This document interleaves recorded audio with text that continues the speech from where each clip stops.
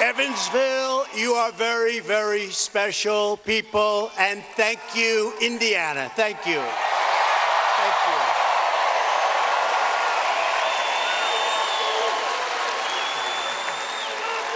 you. We had great success in Indiana, as you know. That was an incredible experience, and we really honor you. Very, very special people. Thank you very much. Thank you.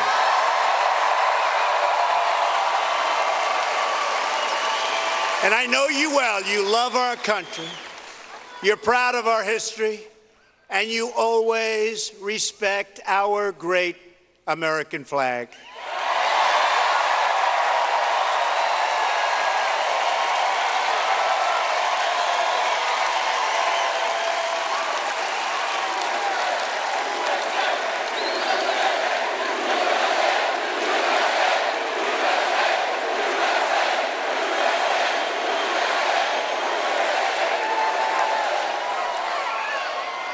This is a really incredible time for your country. This is a truly amazing period of time. We have the best economy in the history of our country.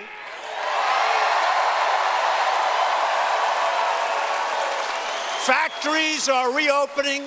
Jobs are pouring back into the United States. We are putting your great Indiana coal miners and steel workers back to work.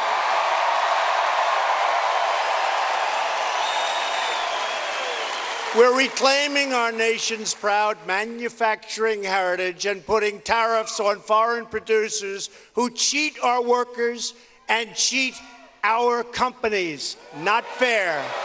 Not fair. As President McKinley once said a long time ago, we believe in American work for American workers, American wages for American laborers, and American homes for American citizens.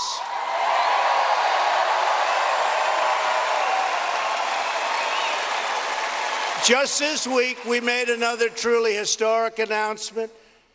We are replacing NAFTA with a beautiful brand new U.S.-Mexico trade deal.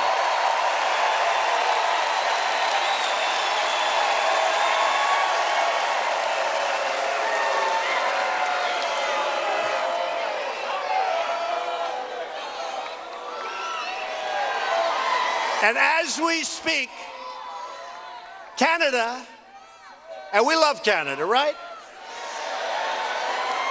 But they have to get rid of those barriers and they have to get rid of those big tariffs. Canada showed up at the White House.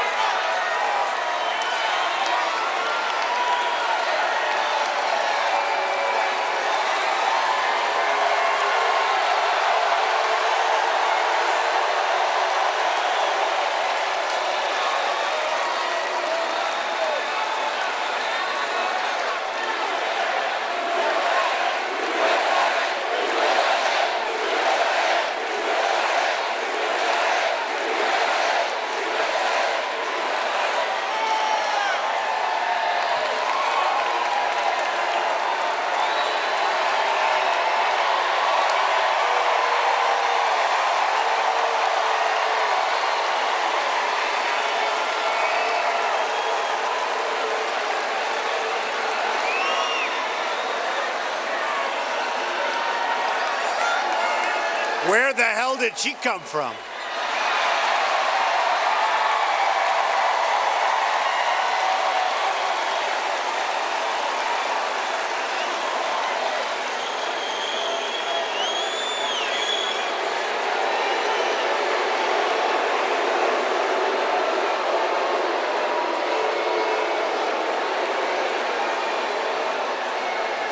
And now tomorrow, that's one person.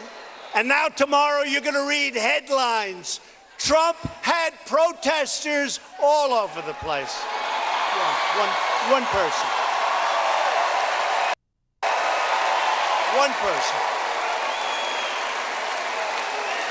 Major protest.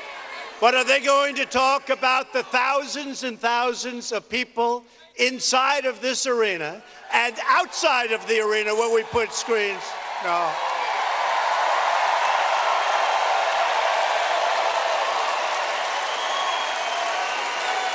Because things are happening. Let me tell you just really quickly about something that did happen. So last week, you probably saw it, because it gets ratings, they put it on television, right? If it didn't get ratings, they wouldn't be putting it on. But last week, you saw it, I was in the great state of West Virginia. We were in a fantastic arena, beautiful, smaller than this, but a very great place. We had crowds that were incredible. And the enthusiasm, I hate to tell you, the enthusiasm that you have tonight in West Virginia, it was exactly the same. Can't get any more, right?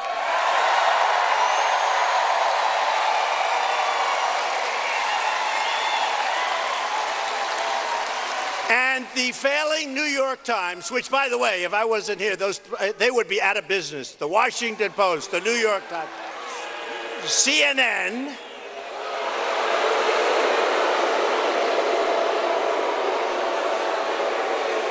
so a writer for the New York Times that pretends she knows what she's talking about hasn't got a clue. Now, and I'm telling you, the enthusiasm was the same. The place was packed. She made the statement that President Trump was disappointed to see some empty chairs. Yeah, they were going to the bathroom, maybe. And listen, and he was so disappointed at the tone in the room. We left there saying, that was amazing. These are just dishonest, terrible people. I'm telling you that. Terrible people.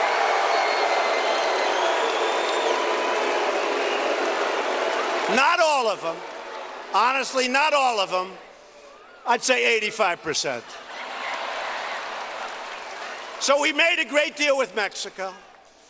And as you know, Canada didn't want to do what we have to have done. And after the deal was made with Mexico, Canada came along, and they're negotiating right now at the White House, at our territory. And it could happen. We'll see what happens. And if it doesn't happen, we'll put tariffs on the cars coming in from Canada, and that'll be even better. But I think it's going to happen. And we've really developed a very good relationship. Look, we love Canada, but they have to treat us fairly. They haven't treated us fairly, right?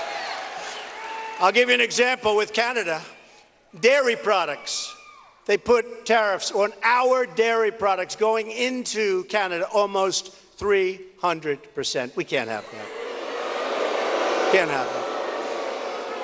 And a lot of other barriers where we can't sell. So we'll open it up, or we'll be, frankly, maybe even better. Either way, it's going to work beautifully, okay? That I promise you. Because I'll tell you what, this country is tired of being ripped off by other countries. Tired of it. And we're doing some great deals with other countries also. You've been reading about it. And they're getting done one by one. And if they don't get done, we come out almost better. So that's the way it is. But we're thrilled to be joined tonight by many of your state's great Republican leaders. And I have to say, a man who followed a very hard act, our great Vice President, Mike Pence.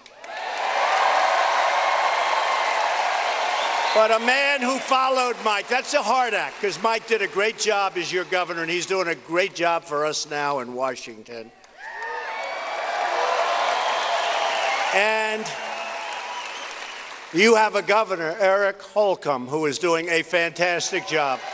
Fantastic job. Thank you. Thank you very much, Eric. Thank you. Great job. And Mrs. Holcomb, thank you very much. It's a great team. Great team. People that have really helped me in Washington. You know, we did a lot of things, including cutting your taxes, the biggest tax decrease ever. Congressman Larry Bouchon and Congressman Todd Rokita. Thank you. Thank you, Larry and Todd. Thank you.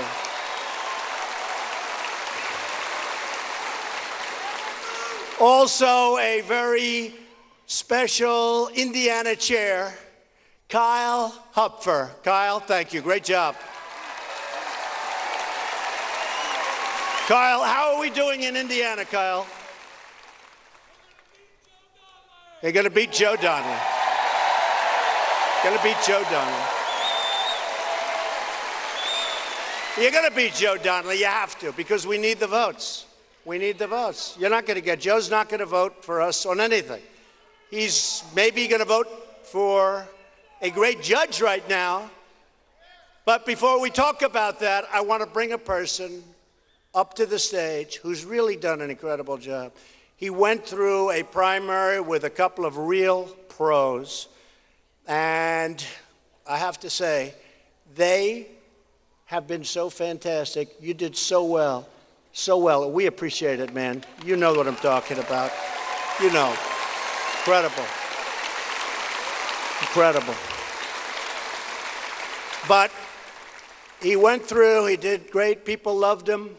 He's been a very, very successful businessman, which is really what our country needs. I mean, a lot of this is business and it's common sense.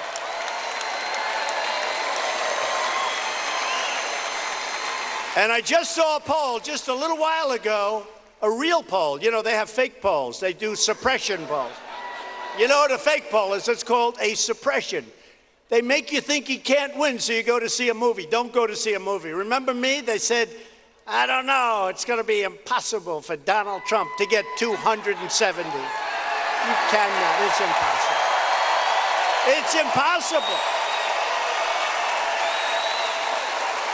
Remember the lines from NBC, which is probably worse than CNN?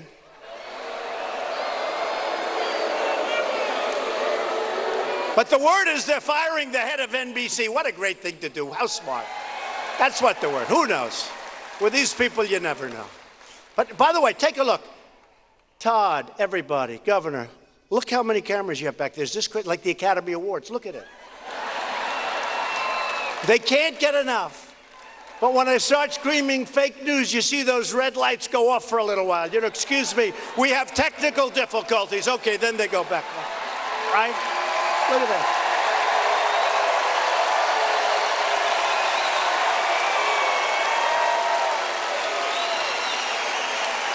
You know, in the studio, you hear they go, listen, he's about ready to go. Look, ladies and gentlemen, we have technical difficulties. We'll be back in just about...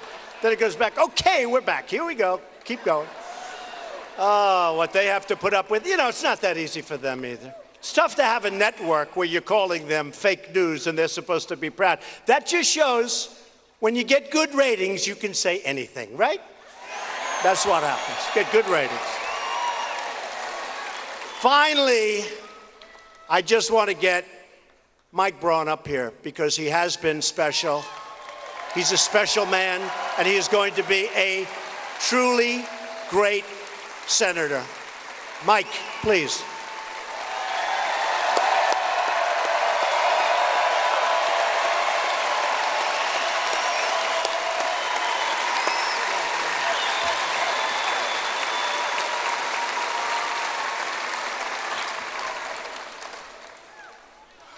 Never a dull moment in this pursuit, is there?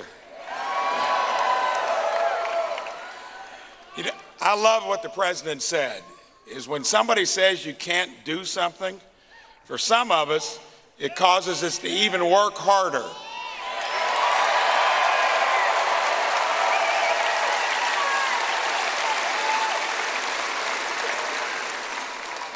When I watched this man clear the field back in 2016, when they said it can never be done,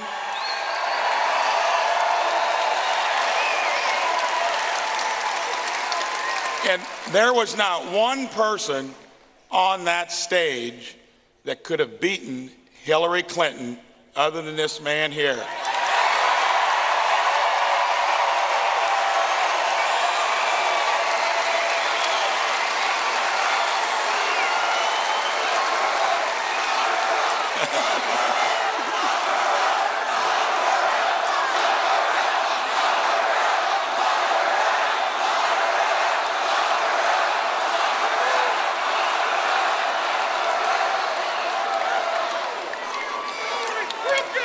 And the other thing you need to know is politicians too often say something and they never follow up on it. This man makes promises and keeps them.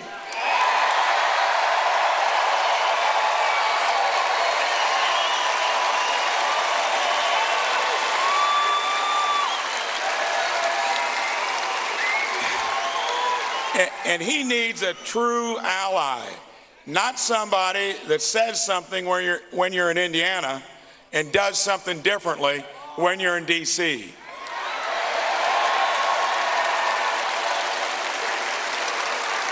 Joe Donnelly voted against tax reform. Yeah. As a congressman, he voted for Obamacare. And then when he could have had the deciding vote, he voted against repealing it. He voted for the Iranian deal, and thank goodness we undid that. It's a sad story.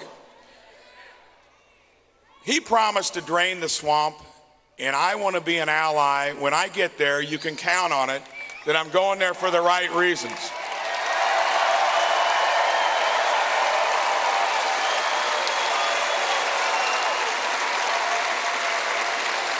I'm not going there for the pay or the perks or the pensions that they get like none of the rest of us do. I'm going there to make this man have an ally there that you can count on every time.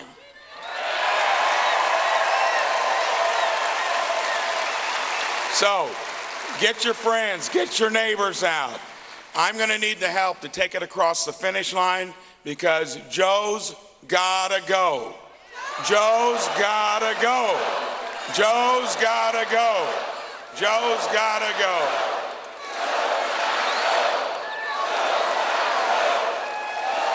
Thank you all.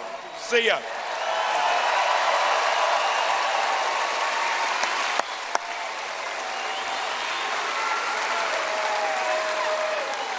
He'll be a great senator.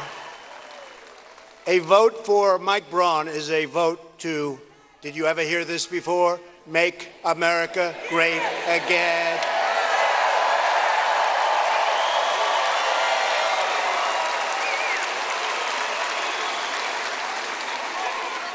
And you know our new slogan that we'll be switching to because we're way ahead of schedule is to make America great again, right? It's called Keep America Great! Exclamation point. Keep America great. That's what's happening. We're so far ahead of schedule. People come up to me all the time and they go, thank you, Mr. President, just backstage, right now. People, thank you, Mr. President, for saving our country. Our country was in serious trouble. And when you hear them trying to take credit for what we, you, me, all of us together, what we've done, if we didn't come along, you would have had, instead of 4.2, you know, it was raised yesterday from 4.1. You would have been in negative numbers. The country was choking with regulations, choking with high taxes. You would have been in negative numbers, and that's what was happening. You would have seen some real mess. And what we've done all together, because this is one of the great revolutions, you can call it a revolution if you like, that's ever taken place in our country. And we want to keep it going. A vote for Mike's opponent, Sleepy Joe, is a vote for Chuck Schumer, Nancy Pelosi, and who else? Maxine Waters.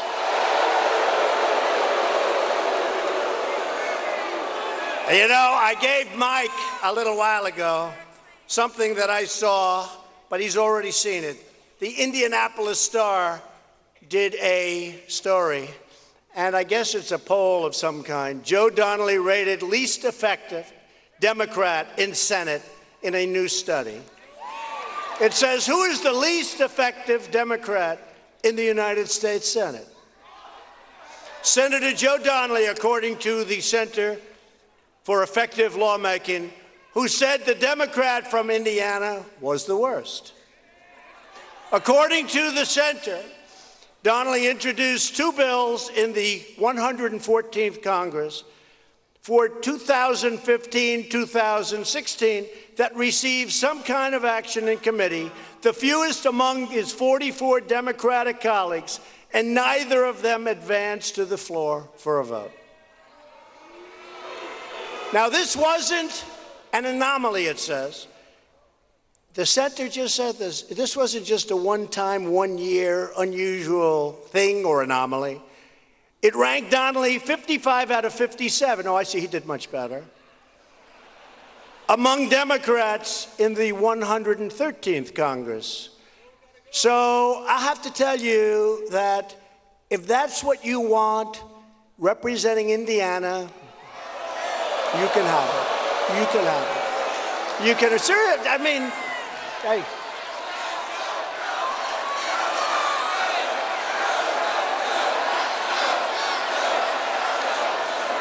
Joe Donnelly voted no on tax cuts. He voted no on Obamacare.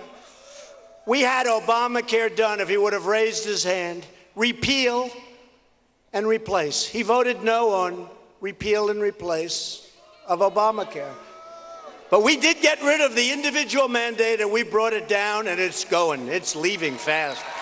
It's leaving fast. Joe Donnelly voted against enhanced vetting for refugees. Let them come in. Open up those borders. Open them up. He says, open up those borders. Let them in. He voted against stopping illegal immigrants from getting welfare. And Donnelly repeated voting for amnesty. He wants amnesty. Donnelly also voted for liberal Obama judges who want to take away your Second Amendment and lots of other things.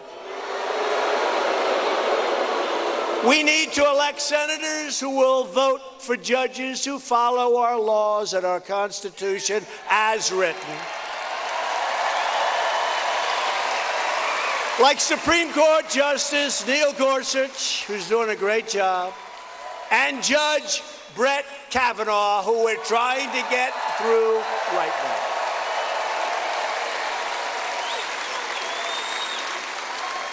now. In this election, you aren't just voting for a candidate, you're voting for which party controls Congress. Very, very big vote.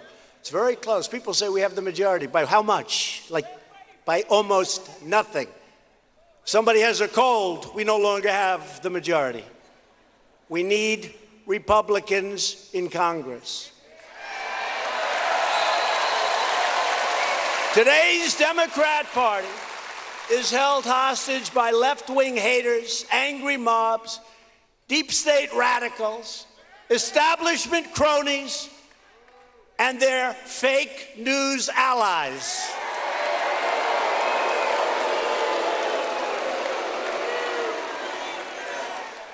Our biggest obstacle and their greatest ally actually is the media. You can believe it. We've got stories that are so big and the media doesn't pick them up. We have stories that if that was about a Republican or a conservative, it'd be front page of every newspaper. And we have them and they just don't want to write them. It's a dishonest group of people. I will tell you that. You can have the biggest story about Hillary Clinton. I mean, look at what she's getting away with, but let's see if she gets away with it. Let's see.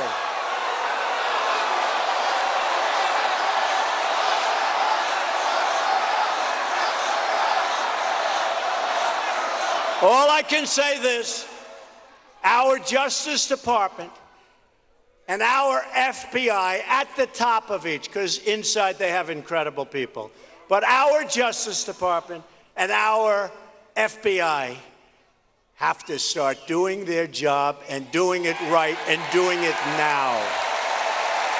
Because people are angry. People are angry. What's happening is a disgrace. And at some point, I wanted to stay out, but at some point, if it doesn't straighten out properly, I want them to do their job. I will get involved, and I'll get in there if I have to. Disgraceful.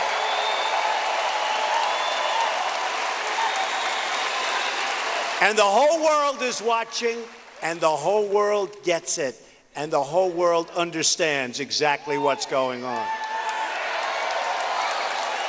The Democrats, they call themselves the resistance. That's what they're good at. Resisting and obstructing. They are obstructionists.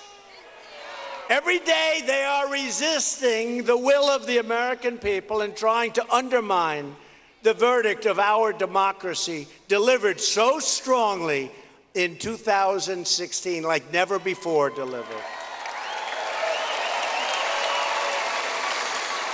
The most remarkable thing about the modern Democrat Party is how truly undemocratic they really have become, right? The so-called resistance is mad because their ideas have been rejected by the American people. And we're getting rid of those bad ideas one by one so fast. And it is driving them crazy. They're the old and corrupt globalist ruling class that squandered trillions of dollars on foreign adventures. They don't want to build a wall here, although we've started, but it's not easy. But they'll build walls in other countries. They'll create borders in other lands so far away. But over here, let everybody pour in, and we don't worry about the crime. It's a disgrace. They've made the worst trade deals in the history of the world. And who enriched themselves while presiding over the destruction of American jobs, American companies, and American wealth? It was the greatest transfer of wealth in the history of the world. What we did to our companies and to our jobs, we should be ashamed of our leadership, but not this leadership, because we're bringing them back.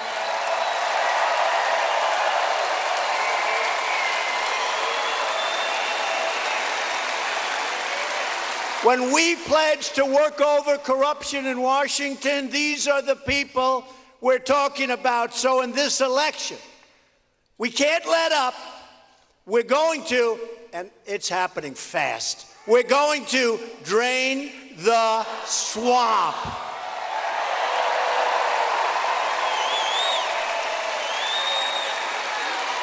We've replaced failed Democrat lawmakers with America First Republicans, and it's happening. We want people like Mike Braun. Republicans stand for stopping illegal immigration, fixing bad, horrible, obsolete trade deals, unleashing American energy, cutting taxes, supporting our militaries and our great vets, our great, great vets.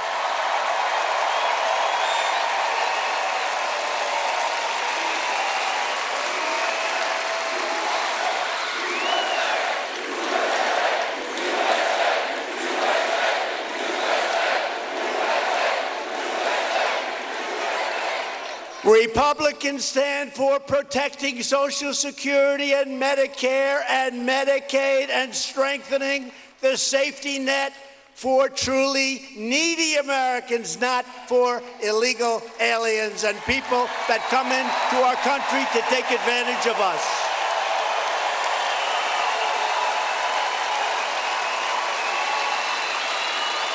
Democrats want to raise your taxes. We want to lower your taxes. By the way, that doesn't sound like a great campaign theme. We're going to raise your taxes. We're going to fire ICE. I don't think that works too well. They want to raise your taxes. We want to take away your regulations. They want to increase your regulations. They want to weaken our military. They don't want to give us, we're always fighting money. We want money for our military. They want money for things that you wouldn't believe. They want to shut down your coal mines. That's not happening. By the way, you're up like 60%.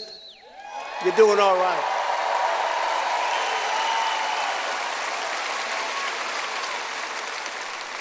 I've had such an incredible experience with the miners, and just a little while ago, backstage, there were 9. Of the 9, now these were tough guys. These are seriously tough cookies. In fact, I looked at them and I said, I wouldn't want to fight these guys. But of the 9, 8 of them were crying. And I looked at the 9th, crying out of happiness because they're back. I looked at the 9th guy and said, what's wrong with you? Why aren't you crying? Oh, I don't cry, sir. I said, that's okay. That's okay. 8 out of 9 were crying with happiness.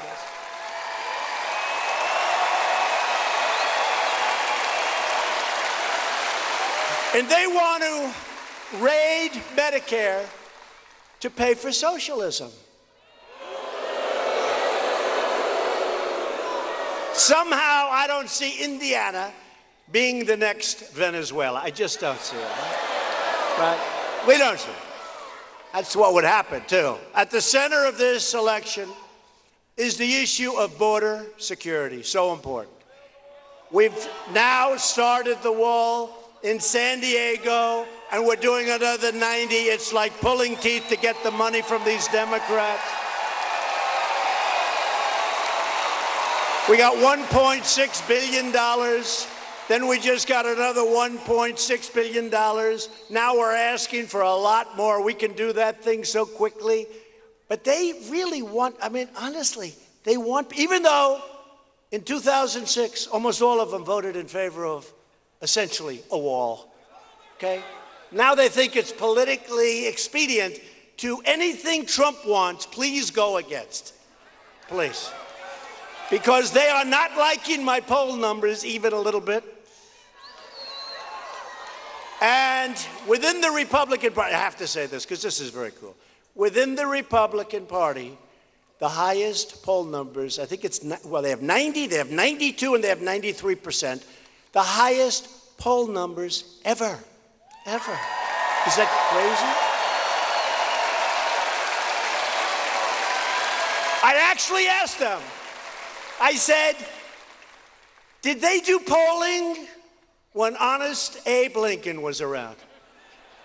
You know what? Nobody's been able to give me that answer, but I'm assuming they did, okay? So we can say we're beating Honest Abe. Democrats want to open borders, which really equals allowing into our country massive amounts of crime. Republicans want strong borders. We want no crime. We want great law enforcement. And by the way, we love our law enforcement.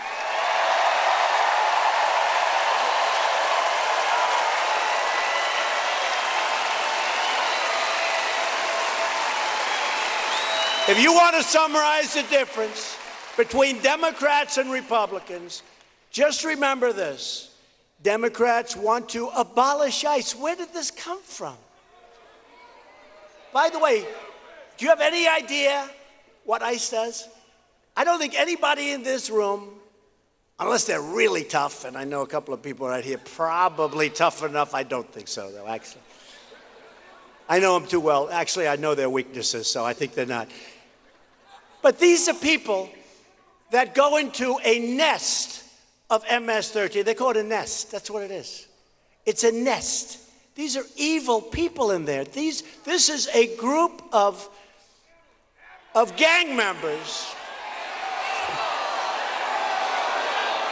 I can't say animals anymore because Nancy Pelosi got very angry when I called them angry. I called them animals. She went crazy. I can't do it.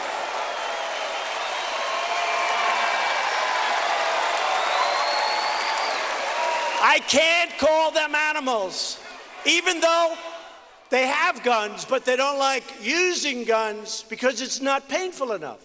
They want to slice people up. Young girls walking home from school, 16 years old, and they sliced them up. They died. They died. Their parents are incredible people. I met their parents, devastated. And the reason was because it was more painful. And then I call them animals, and Nancy Pelosi gets upset because I'm talking about human beings. They don't get it. They don't get it. So we want to abolish MS-13. They want to abolish ICE. And I have to tell you about MS-13. You know, we have towns in Long Island. I grew up in that area generally. I know every one of those towns. They were always great. They were safe. You'd leave your door open at night. You never locked your door. You leave your windows open, no problem. Now they're infested with MS-13. But we're getting them the hell out so fast. Don't worry about it. They're getting. They're going. We're doing a great job. We're doing a great job. Welcome to Hannity. I'm Janine Pirro, in tonight for Sean. We now take you back to the president's rally in Evansville, Indiana. Let's listen in. Great deals world and our immigration, horrible laws in the world, but we're getting them out. But you know what? ICE, we call ICE. And they go into those towns and they grab those guys by the neck and they throw them into those paddy wagons. They couldn't care less.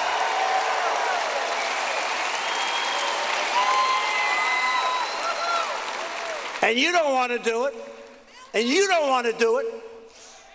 But we have some really bad people that were allowed into this country under President Obama and others. And we're getting them the hell out.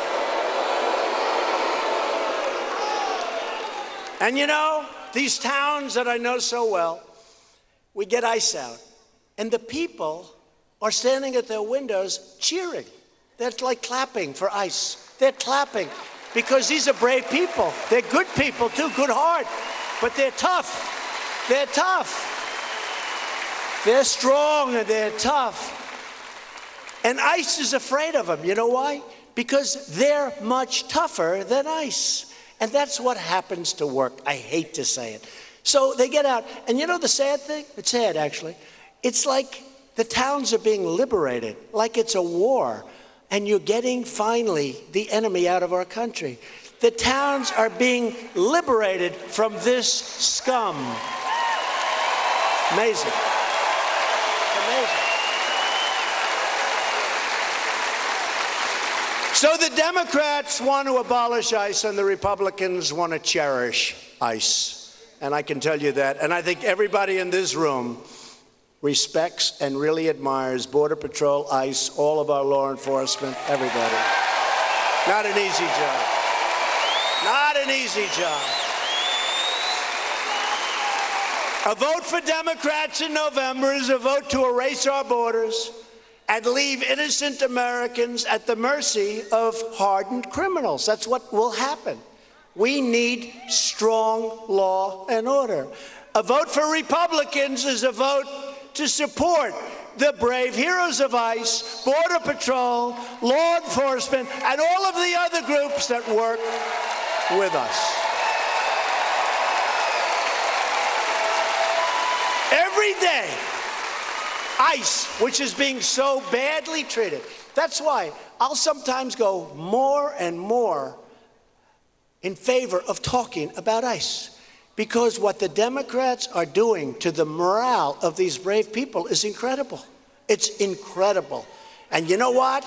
If they didn't have them, they'd be calling up begging, saying, where is that? We need ICE. We need somebody to help. This election is about safety, and this election is about jobs.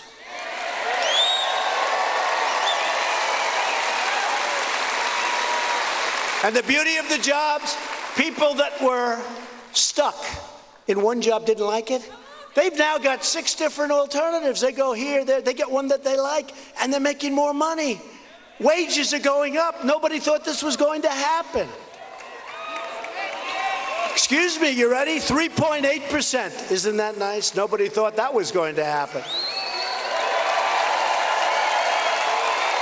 Thanks to Republican leadership, our economy is booming like never before. It's never been like this.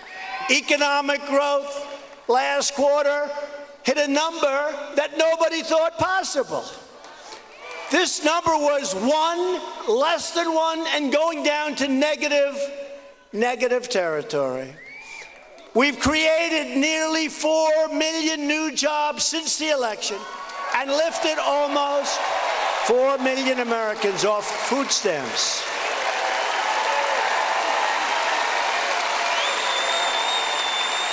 We've added almost 500,000 new manufacturing jobs since election. 500,000. And if I would have come here, and I did come to Indiana a lot, and you know who I brought with me? Who did I bring? The great Bobby Knight.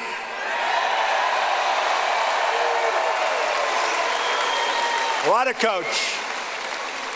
You know that story with Bobby, right? A year before I was going to run, Bobby Knight called. And they say, sir, do you know a Bobby Knight? I said, you mean the coach? This is before I ran. And I said, you're talking about the coach? My secretary, great person, said, yes, sir. I think he said he was a coach. I pick up. I said, hello. He goes, Trump? This is Bobby Knight, and you got to run for president. Our country needs you. And I said, that's Bobby Knight. That's Bobby Knight. Right? That's Bobby Knight. After the first word, I knew it was Bobby Knight. And he said, you got to run. I said, well, you know, Bobby, first of all, I respect you a lot, and I really love winners, and you are a winner. And the job you did, great guy. He's also a great guy, big heart. He doesn't want people to know that, but he's actually got a very big heart. He'd be devastated if I said that he has a big, but he does. He has a big heart. But I said, you know, Bobby, I haven't decided to run. But if I do, could you give me a number? I'll take it and I'll call you. So an amazing thing happened. So I write down his number. It was a cell. I wrote it down and I have a stack of papers on my desk in New York. I haven't been there I haven't been to that office. Because I don't care about any of that stuff anymore. I only care about doing what's good for us. I couldn't care less. It's true. They won't tell you that, but it's true. So I take this number, and I put it on my desk, and I put it in the middle of a stack of papers. I just, you know, it's like sort of a file. Some of you people might have some. It's like a file of things you may need someday, but probably not. And then when you go through them about 3 years later, 95% of it you throw out, right? But I had 2 big stacks. You'll see pictures of me in the office. You'll see these massive stacks. I just have them. And now I say, I'm going to run. And we did great. We were on center stage of every single debate, right? Every single debate. Center stage means we were never in second place. And if we were, they would let you know about it tomorrow morning. We were never in second. I was center stage on every, well, however many debates. Anyway. I'm doing well. We won New York. We won this one. We won that one. We won New Hampshire. Wow, New Hampshire was so great. We won South Carolina. We won North Carolina. We won everything, right? And then they said, even though we were so far, in all fairness, I have to say this, we were really so far ahead that I think that even Indiana wasn't going to have too much of an effect. But I want to win Indiana. So a friend of mine, he's from Indiana, great guy. I said, how am I doing in Indiana? He says, great. I said, good. I said, what can I do to ensure it? Well, if you could get like Bobby Knight to endorse you, that would end Indiana. I said, you know, it's funny that you mentioned that, but he called me a year ago wanting me to run. He said the country needs it. And I said, and I put his number right here. I was at my desk. I put his number right here. And true. I bet you I have 2,000 pages of stuff, more. And I said, I put it right here. And I lifted up the stack, like in the middle. I lifted it up. And there's a little card that says Bobby Knight with a number. It was the weirdest thing. That's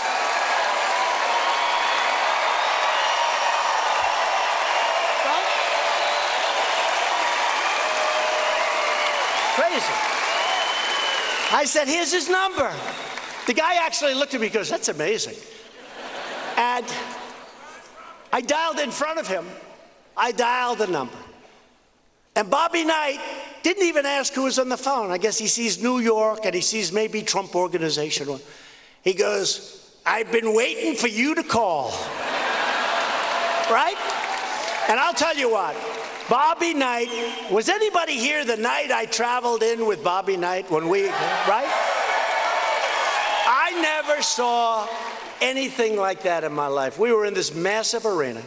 We walked in and I introduced Bobby Knight, and I'm telling you, the people of Indiana, they went crazy. That thing never stopped. That was incredible.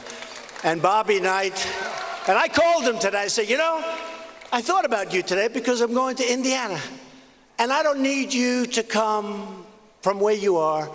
I just wanted to say hello to Bobby Knight because he was special and he worked hard on our campaign, and he was very happy to get that call. Bobby Knight, right?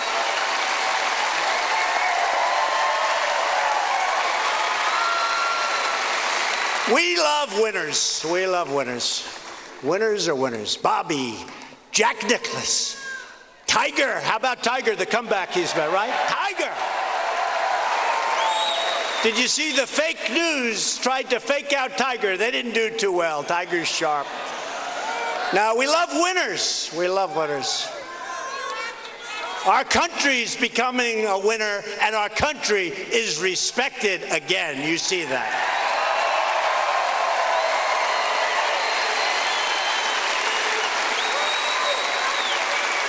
We've created not millions, not billions, but trillions of dollars of wealth in just a short time since our election. Trillions. And we're the talk of the world. I'll tell you, every foreign leader who comes to see me, almost, they walk in and they start off, Mr. President, congratulations on the incredible success you're having with your economy. Congratulations. Almost everyone. And something I'm very proud of, African American unemployment recently achieved the lowest rate ever recorded in the history of our country.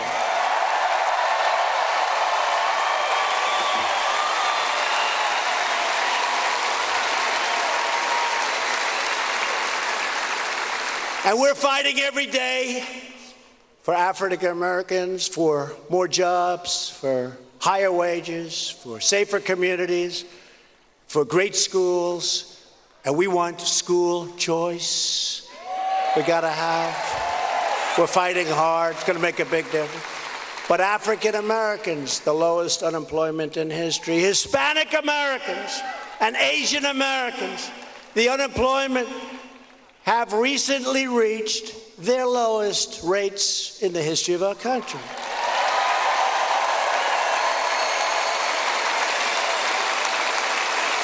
And I'd remember, and you remember, when I used to go, and I'd go to a big arena like this. Bigger. This is a pretty big one, I must say. Oh, by the way, if they write tomorrow, the enthusiasm in the room was wanting. You know, they're like, wanting. See, you have to understand, I have a better education than they do from a much better school, but the elite, they're the elite. They're the elite. I went to better schools, I went to better everything. And by the way, you ready for this? And I'm president and they're not.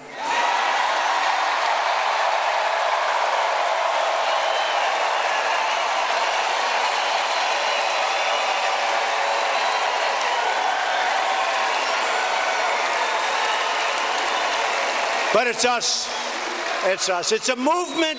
It's a movement like this country, and probably the world, but like this country has never seen. That's a big statement. But I make that statement, I don't get corrected, and they would correct me in 2 seconds. This is a movement like this country has never seen before. I'll give you an example. If crooked Hillary Clinton had won, and she came to Indiana to have a rally for the opponent, who is rated the worst in the Senate, of Mike Braun, if you had 500 people, seriously, if you had, they won't tell you this, but we have an election coming up. We don't have a presidential election coming up. You don't get big crowds. If crooked Hillary came here, if she had 300 to 500 people, first of all, she wouldn't be in this building. She'd be in a hotel conference room. That would be a conference room. Right? That would be a conference room. And I'm just saying something incredible is happening with our country to have this. Something incredible.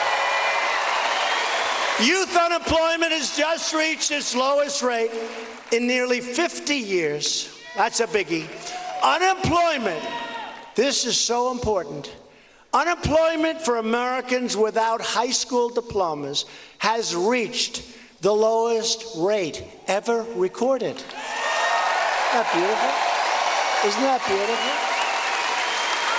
And prisoners, all right? Prisoners were having a tremendously tough time from the beginning because employers didn't want to hire them. And now the greatest thing we have is an incredible economy where employers need people. And for the first time ever, really, and we have a lot of great programs to help, for the first time ever, employers are hiring prisoners. They're getting a second and in some cases a third chance.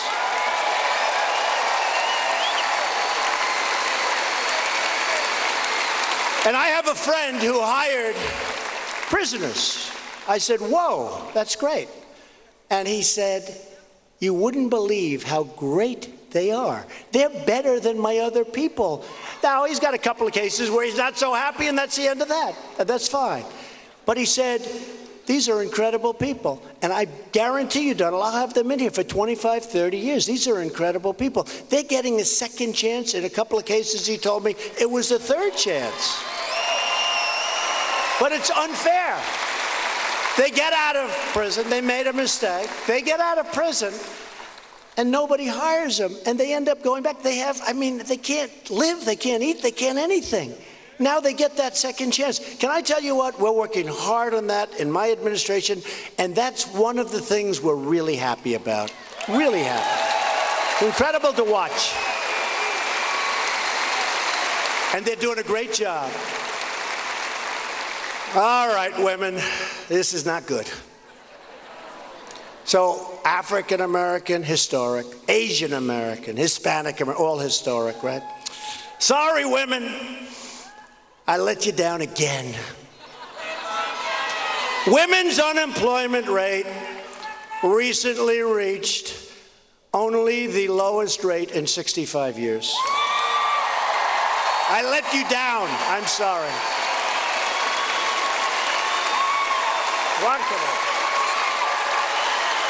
What can I do? But you know, I predict 65 years for women.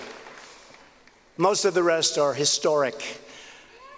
The women, I promise you, I think, within 3 or 4 weeks, you'll also be at historic levels, I think. 65. We'll say 65 years is not good enough. A big one that just came out, consumer confidence in our country is at an 18-year high. Isn't that beautiful? Big thing. And a brand new poll just shows that 85% of blue-collar workers, I love blue-collar workers, I'd actually like them better than white-collar workers, but probably, I won't say it too loud, I love our blue-collar workers, and so do our white-collar workers. But our blue-collar workers believe their lives are headed in the right direction, and the poll numbers are massive.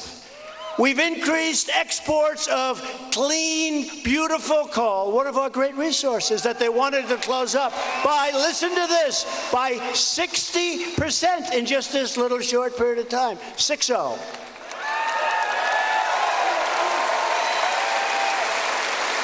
And thanks to our very strong trade policies, where we don't allow other nations to rip us off and take advantage of us any longer. And if they do, we put tariffs on their products coming in. Sorry, folks. Steel Dynamics announced a $75 million investment in Columbia City and a $400 million investment in Terre Haute. And U.S. Steel announced a $750 million investment in Gary, Indiana. U.S. Steel. And U.S. Steel is opening up at least 7 plants, and they're going to be spending billions of dollars building new steel. I'll tell you what, steel, we were dead. It was over. Now we're going to be using our minds. We're opening up. We're like, it's the hottest thing that's happening, our steel industry, because we're not allowing dumping. And if somebody wants to dump, like if China is going to dump or other countries are going to dump steel to hurt our companies and our workers, they're paying 25% tariffs on the stuff that they dump. Now they won't dump so much. We're building a new steel industry. And it's an amazing thing to watch, because America is winning again, and America is being respected again.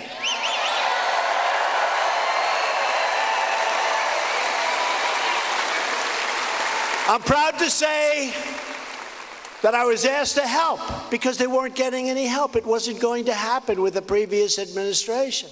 And we're bringing back the Summer Olympics in 2028, and we're bringing the World Cup in 2026 back to our nation. Those are just the little things. By the way, the Olympics, the World Cup, I mean, the big stuff, you know what that is. We passed the biggest package of tax cuts and reforms in American history. Indiana families are saving $5 billion on their taxes this year alone. $5 billion. And I tell the people, a typical American family of 4 earning $75,000 will take home $2,000 at least extra this year, and many will take home really much more than that. It's a lot. And one that people love because they said it would be impossible to do. Our tax bill saves small businesses and family farms, ranches, and all of the other things associated with if you die, you pay a big tax and your children lose it. We have gotten rid of the estate tax, also known as the death tax.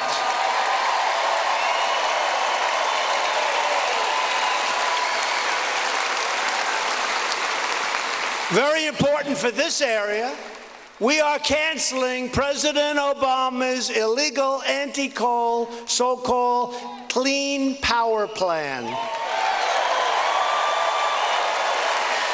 You know, there's an example. It's such a beautiful name, Clean Power, right? They want to have windmills all over the place, right? When the wind doesn't blow, what do? We got problems. When there's thousands of birds laying at the base of the windmill, what do? Isn't that amazing, the environmentalists? We like windmills. Oh, really? What about the thousands of birds they're killing? Try going to the bottom of a windmill someday. It's not a pretty picture. But really, when the wind doesn't blow, you got problems. If your house is staring at a windmill, not good. When you hear that noise going round and round and round, and you're living with it, and then you go crazy after a couple of years, not good. And the environmentalists say, oh, isn't it wonderful? We've ended the war on clean coal. We've also repealed the individual mandate, it's gone. Last month, the FDA approved more affordable generic drugs than at any time ever in the history of our country. And thanks to our effort, many drug companies are freezing or reversing planned price increases. You remember 2 weeks ago, Pfizer, and I take my hat off to them. I like them. They increased their prices substantially of drugs, and I got angry about it. I think it's probably the first time I realized what great power we have, right? I got angry. Novartis, same thing. They increased their prices. I'm decreasing the prices. I got really angry about it. And they announced the following day that they're no longer going to increase the prices of their drugs. And those prices are going to come down. Because we've put mechanisms in work, lots of different. I won't bore you with the complications. It's actually, we had middlemen that were so rich, they were making a fortune on drugs, prescription drugs. We're getting rid of all of that. Drug prices are coming down like they've never seen. Increases are stopping, like with Pfizer and Novartis. And we're stopping hospitals from overcharging low-income seniors for these same prescription drugs. We passed Veterans' Choice. Our veterans are the greatest. You know, when I got involved, I sort of said, that's a bad situation going over with the vets. They're really being treated badly. These are really our greatest people as far as I'm concerned. And the vets would wait online to see a doctor 6 days, 9 days, 21 days, 34 days. Some of them would have a minor condition. By the time they saw the doctor, they were terminally ill. And I said, we're not going to let that happen. And I came up with an idea that I thought was brilliant. I said, you know what? We have all these doctors, some of them really good, talented doctors, surrounding and in the neighborhoods closer than where the vets are trying to get taken care of. We're going to let the vets go and see those doctors, and we're going to pay their bill, right?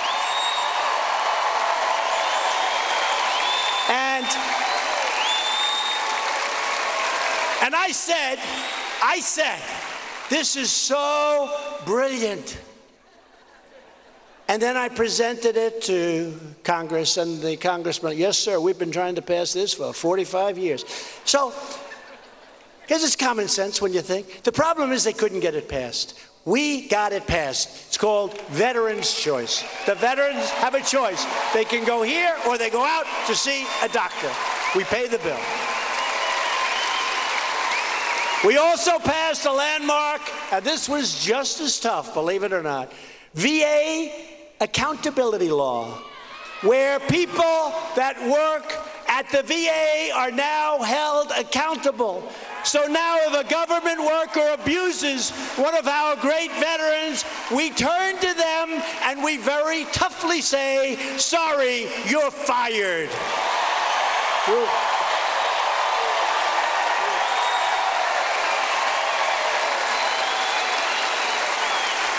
True. Very tough things to get passed. I guess I'm good at getting things passed, but it was great. We had great help by the Republicans in Congress. We had virtually no help by the Democrats. Very importantly, my administration is also standing up for the free speech rights of all Americans, free speech rights. Look at social media. It's a thing called free speech rights. You look at Google, Facebook, Twitter, and other social media giants, and I've made it clear that we as a country cannot tolerate political censorship, blacklisting, and rigged search results. And you know it can go the other way also. We will not let large corporations silence conservative voices, and it can go the other way too someday. It can play little tricks with them. We're not going to let them control what we can and cannot see, read, and learn from. We can't do that. America is a free country, and we are going to stay always a free country. We're defending American values, and we're also defending our great American interests all over the world. We've secured a record $700 billion for our military this year, and $716 billion, another record next year. We're rebuilding our military bigger and better and stronger than ever before. And at my direction, the Pentagon is working to create a sixth branch of the United States Armed Forces. It's called Space Force. So important. So important. I withdrew the United States from the horrible Iran nuclear deal. And if you look at what's happening to Iran, they are not too happy. You know, when I came into office, Iran was like this big power. And there was just a question of when are they going to take over the whole Middle East. They're going into Iraq, they're going into Syria, they're in Yemen. They were looking at the Mediterranean far away. They were going to take it all over. And I said, you know what I'm going to do? I'm going to terminate this stupid deal made by the previous administration.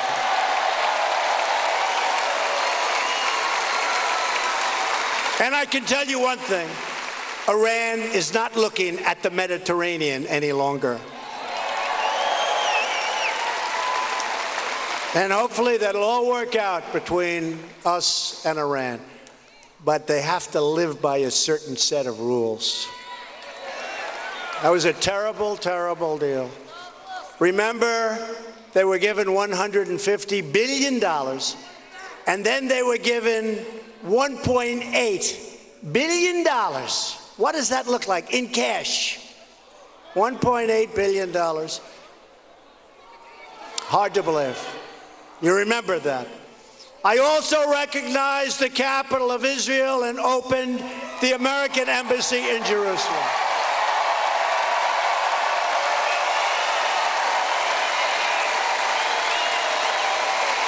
Because instead of apologizing for America, we are standing tall for America, the country that we love. We are standing up for the heroes who protect America.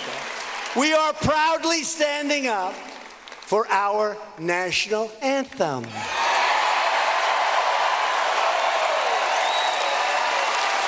But if Democrats get back into power, they will try to reverse all of the incredible gains that we've made, including very substantially increasing your taxes.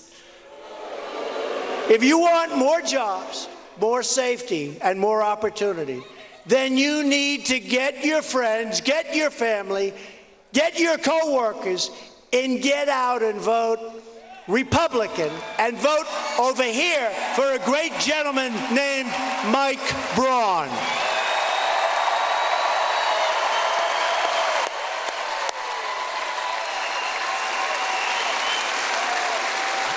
You got to vote for Mike Braun. Local citizens,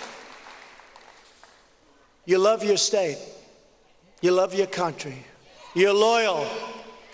You helped build this country. Together, we're taking back our country, returning power to where it belongs. We're returning power to the American people. That's what we're doing. From Bloomington to Madison and from South Bend to right here in beautiful Evansville. This great state was built by patriots and pioneers, mechanics and ministers and farmers and factory workers. With American hands and American grit, your ancestors built a home for themselves and for their beautiful families. They were tough, and they were strong, and they were smart. They were proud Americans, and together they turned Indiana into a powerhouse of American people and American ingenuity.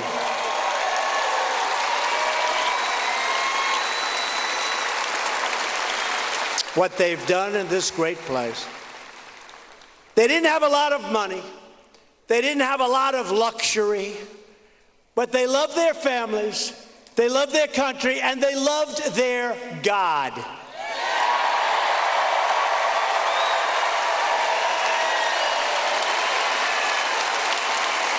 We stand on the shoulders of generations of American patriots who knew how to work, knew how to fight. Oh, do you know how to fight, fight, fight? And you knew how to win. Just like them, we're going to keep on fighting. We're going to keep on winning. We are going to win for our nation, our children, our families, for our freedom.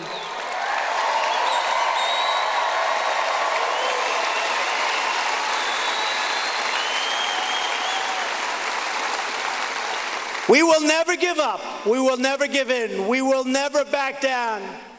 And we will fight on to victory. We will only have victory because we are Americans and our hearts bleed red, white, and blue.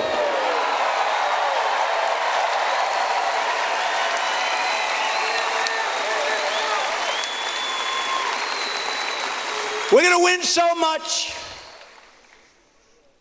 that you're going to be begging me, please, please, Mr. President, the people of Indiana cannot continue to win like this. We're not used to this. This is terrible. And you're going to ask your senator, Mike Braun, or your great governor, or maybe both of them together, please, please go see the president. We can't stand winning anymore. And they're going to come see me in the Oval Office. And they're going to say, Mr. President, the people of Indiana have been winning too much under your leadership. Honestly, sir, they can't stand it anymore. And I'm going to look back at them, and I'm going to say, I don't give a damn what they want. We're going to keep on winning, right? We're going to keep on winning.